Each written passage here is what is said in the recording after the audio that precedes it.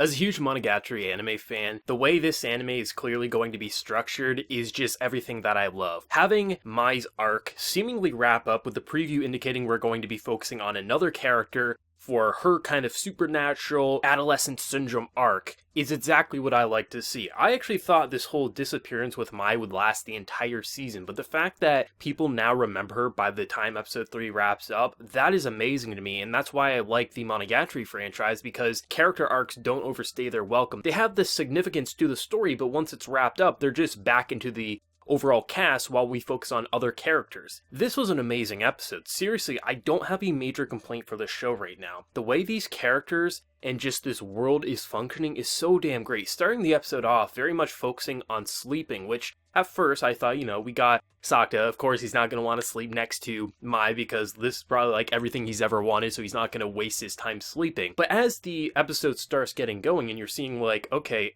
so many more people are now forgetting Mai, what's going on? And then the reveal that, hey, I didn't sleep last night, you didn't sleep last night. If we fall asleep, we're going to forget. That's such a terrifying moment, because last week I mentioned I thought the way it was going to be directed was anyone who's either going through adolescent syndrome or, has in the past, that's why some people remember Mai and the rest don't. But the fact that it's just a simple sleep, when your mind shuts off, you could forget the one you love the most, that is absolutely terrifying, and I didn't see that coming. It was so refreshing. Like, I truly thought this anime was going to just be mainly focused on Mai and Sakta, and I was on board with that. But the fact that this feels so perfectly concluded, and if I'm not mistaken, this is where the manga version of the story ended, and this is where, like, the first light novel ends. But I'm glad we got so much more. I'm glad we got that movie next year. I'm glad that we have a 13-episode season, so we can dive into multiple characters in this world as we obviously watch Mai and Sakta grow closer and closer. And I mean, the way this anime was directed in this episode, seeing how tired Sakta was getting, because once he realizes like he's not going to go to sleep, of course he can't stay awake forever, but just the amount of energy drinks and just everything that he was piling on to stay awake, as he wrote in that journal to say like, if I forget, hopefully this journal can remind me. But of course that's not going to be all that's going to cut it. But just seeing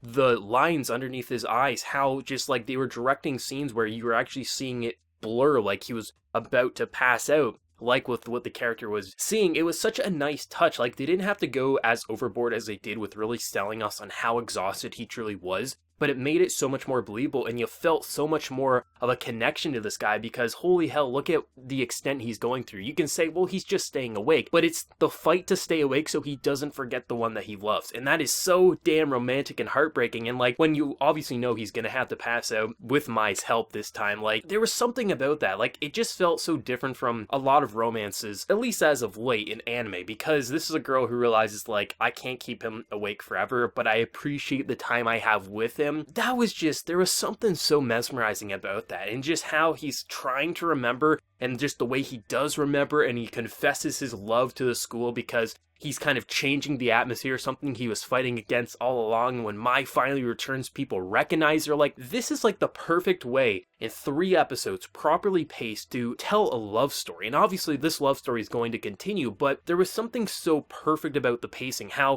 you really felt like you got to know these two in a pretty realistic way, as if like you understand why the two got so close over a few days, and why he ultimately did fall in love with this girl, with his connection to this adolescent syndrome, and how much he was just trying to get people to remember her, and of course why she's obviously going to love him back in return. But of course she's not someone who's just going to get swept away in the moment. She's going to make him confess his love in a month, but being Sakta, he's gonna keep doing it every day. Like, this feels so damn perfect. Honestly, like, this cast dynamic, especially the 2 lead characters' relationship, there's something so goddamn beautiful and romantic about it. But of course, this is going to have a medium-sized cast, and I can't wait to see all the individual kind of paranormal stories that are going to unfold, and how unique they're going to feel. If this series can continue to tell us stories at such a really interesting level, like, they don't have to be like just terrifying, like being forgotten by everyone, but if you can tell these stories that really grip the viewer and really mess with the character and really show us why they're feeling so scared or feeling so put off by the situation they're in, this will end up being the best anime of the season, hands down for me. Right now, it is my favorite anime that I'm watching,